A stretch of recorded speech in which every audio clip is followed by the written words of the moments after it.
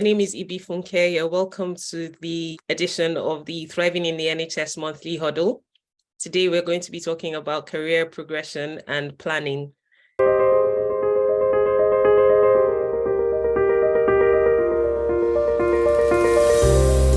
Thriving in the NHS, the monthly huddle.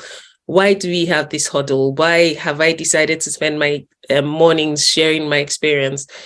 I realized that the experiences that international medical graduates have are not unique, and it's the same. It's a similar pattern.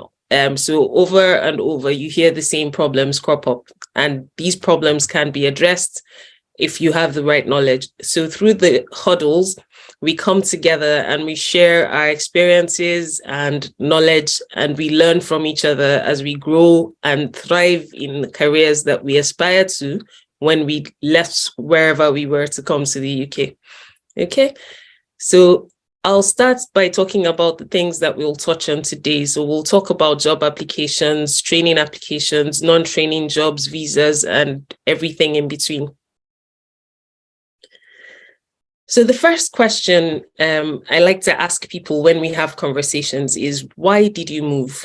What is the reason? What were you after? What did you want to accomplish when you set off from that land far away to come to the UK? Were you looking for more experience? Were you tired of the life you had back home? Were you aspiring to training? Did you want to earn more money? Were you on your way somewhere else? What exactly were you after? And this question must be borne in mind as you decide what you want to do with your career and what you hope to achieve out of your career. So bearing in mind that question, we will move on and talk about things and see how that feeds into what you want to achieve. So what are the options? To practice in the UK as a clinician, you need to have GMC registration. What are the options for you for GMC registration? PLAB is an option.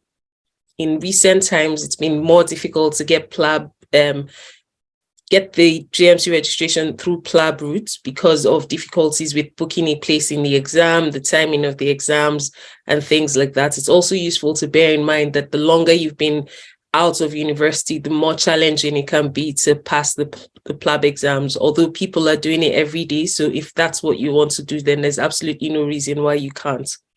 There are membership exams. So from the different colleges, the Royal College of Surgeons, Physicians, Obstetricians, and so forth, there are exams for those colleges, and passing those exams is also a route to obtain GMC registration. There are routes through fellowship exams. So if you've taken fellowship exams of some of the colleges, that's a route. If you're taking fellowship exams in your own home country and it's recognized by the GMC, that's also a route, right? If you've had, there's an option through the Medical Training Initiative, which the GMC has a list of organizations that offer this on their website. You can find that and you can get your GMC registration through that route. There are some countries where you train. If you have certifications and qualifications from those countries, it's recognized by the GMC and you don't have to do anything additional. So those are some of the routes to GMC registration. There might be others that I haven't highlighted, but it's worth knowing that there isn't just one way to access GMC registration. What are the job opportunities in the UK? The job opportunities will depend on your level of experience and the time since you graduated from your primary qualification. So foundation jobs are an option. Senior house officer roles, which is popularly known as SHO. This is also an option. Middle grade jobs. And if you're not familiar with the UK system, being middle grade is that cadre of staff where you're not a consultant, you're not a senior associate specialist who has independent practice, but you're not an SHO as well. So you're somewhere in between that, which is, as the name describes, middle grade. So you have quite a lot of responsibility, but you're not in charge. There's still, the buck doesn't stop with you. And then you have senior associate specialists. These are independent practitioners who have standalone practices. They do not need to be supervised by consultants, although they work in teams with consultants. And they don't have as much administrative responsibilities as consultants. Fellowships are, so the name fellow is used very loosely in job applications, but it's useful to have a look to see what exactly that job is describing when it says clinical fellow. So some of the clinical fellow roles are very senior. These are people who can work on consultant roles but are wanting to gain more experience, say in a specific specialty or subspecialty. So they still work as very senior registrars, but they are consultant grade experience. Fellow can also be used to describe some senior house officer roles. So just be mindful when you're reading the job description. We'll come to that fairly shortly, talking about job descriptions. And then they're also teaching fellowships where you work in a teaching role and you provide teaching to, it could be medical students, it could be other in an education sort of capacity. So it's useful to know that there are several different opportunities and you should tailor your choices to what you're hoping to achieve. Now, job applications. We're going to spend a bit of time here because I think people have a big struggle with job applications, and my personal feeling is that this is because of the approach that's taken to it. So I've met a lot of people, and I have been in a situation myself where I've done the same thing. I've applied for every single job that looked slightly like me. And I've also been in a situation where I've been able to be specific about what I want to achieve. And I would recommend the being specific. So I'll go back to the question I had at the beginning. What are you trying to achieve? What is it you want? So I'll use a story as an example to describe what I'm talking about with the job applications. So say, for example, you're a trust grade SHO, but your aspiration is to get into a training program. What kind of jobs should you look for? So if your aspiration is to get into a training program, the first thing you need to know is what are the requirements to get into that training program. So if I'm going for another trust grade job before I get into a training program, what are the requirements of my training program, and can this job deliver? So if, for example, you want to build your portfolio, say you're in cardiology or IMT3, or you're aspiring to medicine and you want to do cardiology, but you need some procedures in interventional cardiology, for example, just as an example, before you can get into your cardiology program to make you more competitive. When you're looking at the job description, look at whether that facility is able to give you the opportunity to access that training you want.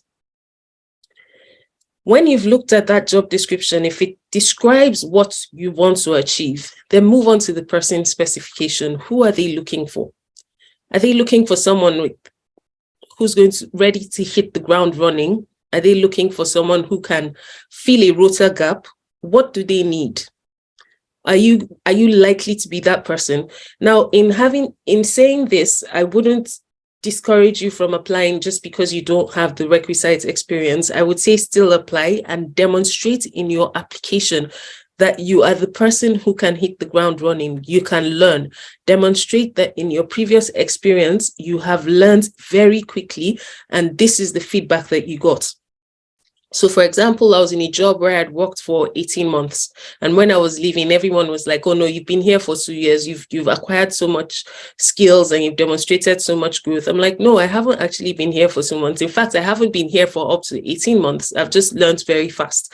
And that's the kind of information I would share in a job application. I would share in, okay, someone is complaining about the volume. So I'm just going to fix that a little bit. Hopefully that will be better. Give me 1 second. Okay. And I'll project as well. So hopefully you can hear better. So in a job application, I would share that information. I would say to someone, I would say either in my application or when I'm speaking, I would say, in a previous role, I started as this. So very good example. One of my previous roles, I had never done laparoscopic surgery. And the first time I was asked to assist a laparoscopic surgery, the surgeon actually put it in the operation note that the operation was difficult because the assistant lacked skill in assisting. Fast forward 12 months from that day, I was assisting the same consultant, and one of the scrub nurses said to me that she was very impressed by how steady my hands were. Now, it was wonderful feedback and it was very lovely. But guess what I did with that? When I had my ST3 application for general surgery, I mentioned it. I said, I am able to learn and I am able to grow. For example, in a previous role, when I started, this is what happened. 12 months later, this is the feedback I got. So I am able to demonstrate during my job interview that I can grow. So even if I don't have the skills you're looking for now, if you train me, I am trainable and I will deliver on that. Now, when you've looked at the job description and the person's specification and you've formulated in your mind how you're going to present that you are the right person to fill that job, the next thing to do is to look at the CQC rating of this hospital. You can get a lot of clues about the type of place it is by looking at the CQC rating. So it's not enough to just want a job and get any job. The right job is also important, because you don't want to get in a job that will kill your morale, that will take out all the joy that you had when you were looking forward to working in the UK. You want to go to the right place. So look at the CQC rating. What is the CQC saying about the hospital, the trust as a whole? Then specifically, if your department has been assessed as well, look at that department. What is the CQC saying? What are the staff who work there? How do they feel about the facility? Okay. Look at the website of the facility. What are they saying? So if numbers are important for you, if you want to know that you'll get your hands, you'll get the experience that you need from this role, look at the number of people. How many beds are in the hospital if it's an inpatient service? If it's an outpatient service, how many patients are coming through clinic in a year? If it's a surgical service, how many operations are they doing in a year? Some facilities will put that information out, and it's useful to know. And having all of this in your mind is also very key for your interview preparation. We'll talk about that just shortly. So you take all this information up on board, and then you prepare your supporting information. So in your supporting information, you want to tell them first about your experience. Who are you? What qualifications do you have? Why do you think that you are qualified to take on this role? Why do you think that you can deliver on what they're expecting in this role? Then tell them why you've chosen them. You've looked at their CQC rating, you've looked at their trust principles, and they align with your goals, your personal feeling. You're very keen on kindness and respect, and you notice that that's part of what their aims and their goals in the trust. Tell them why them. Tell them why you've chosen them. There are hundreds of trusts. Why them? Why do you want to work with them? What's special about them? So you tell them that, and then you come back and you tell them why, if you are selected for that role, you will make the team better. So what are you going to bring to the team? What's unique about you? What's special about you? Now, if you take your time to do a job application like that, I would be very surprised if you weren't shortlisted for the interview. Because what tends to happen when you do the random applications is that you can't spend this kind of time on each of the applications. So you just do random applications and lots of applications. So it's useful to take your time with these applications and plan them in a way that is going to deliver your success. And the next stage for you will be interviews. So we'll talk, you've done all of this and you've been shortlisted as expected because you've put in good work, and good work always gets rewarded.